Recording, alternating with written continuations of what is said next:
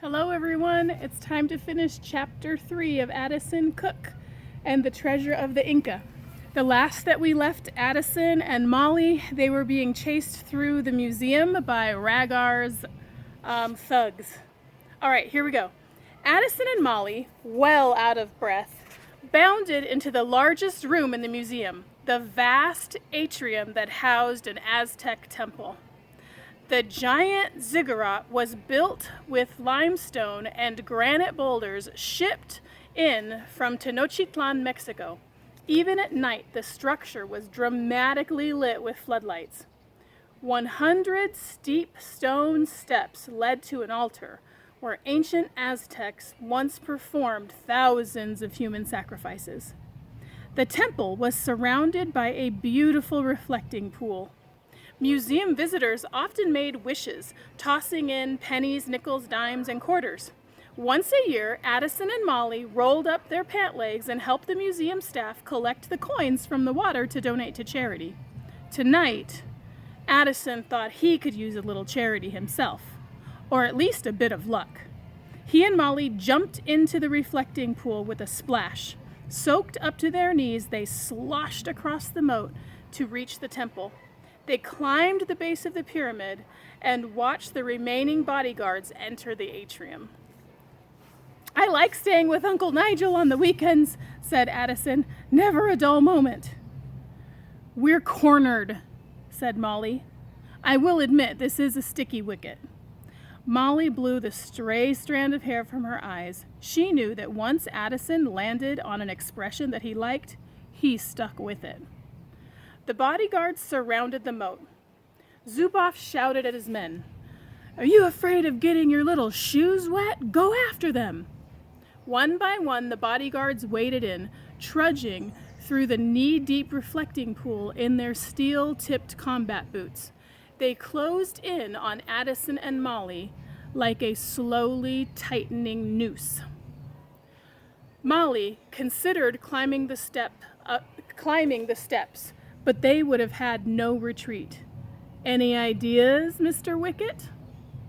Addison searched for options. His eyes settled on the giant floodlights illuminating the stone walls of the temple. He gripped the metal girder of the floodlight and strained with all his might, trying to wrench the light from its rocky mooring. "Addison, what are you doing?" "Destroying museum property?" Molly looked shocked in amazement. "It's like I don't even know you." Addison snapped the floodlight free and dragged it to the edge of the moat. He watched the bodyguards splashing closer. "Mo, do you know why Aunt Delia gets so mad when you leave the hairdryer near the bathtub? Because it's messy?" "Well, partly." Addison casually rested one foot on top of the bright floodlight, poised at the edge of the moat. "But also because electricity and water don't mix." The bodyguards paused suddenly, aware of their danger. Addison smiled at them and winked. He kicked his foot and the giant floodlight crashed into the water. Electricity jolted through the reflecting pool with a thunderous zap. Bodyguards collapsed and fell like felled oak trees, hitting the water in a sizzling, jiggling mess. They yowled like cats stuck in a clothes dryer. The men raced from the moat, retreating to the safety of the atrium, where they crumpled to the ground, shaking and twitching, and their hair standing on end. Zuboff stared down at his men in disgust. He raised his cold eyes to glare at Addison across the moat. His face was a pale mask of rage. Molly and Addison at the water's edge. Molly joined Addison at the water's edge. "Will those guys be okay?" Addison nodded. "They will be soon enough. In the meantime, I suggest we take the fire exit at our earliest convenience." Addison and Molly had never used an emergency exit before, but they felt reasonably sure that their situation constituted an emergency. They escaped out the back of the museum and scrambled up the grassy embankment that fed into the wilds of Central Park. The two cooks knelt in a screen of bushes to catch their breath.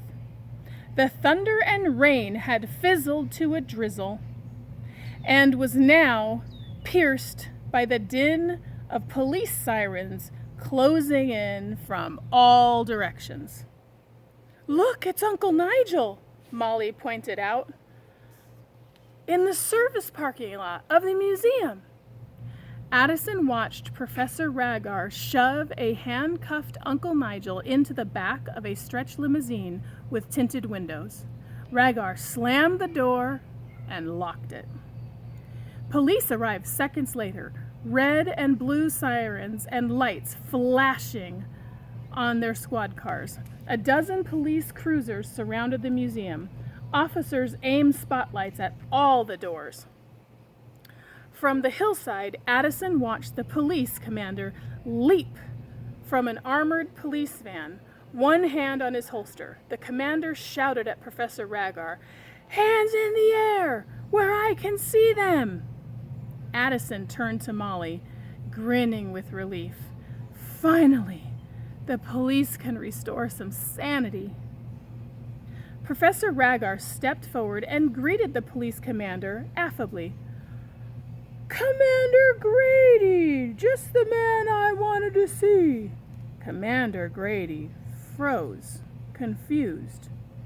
"Professor Vladimir Ragar," said Professor Ragar.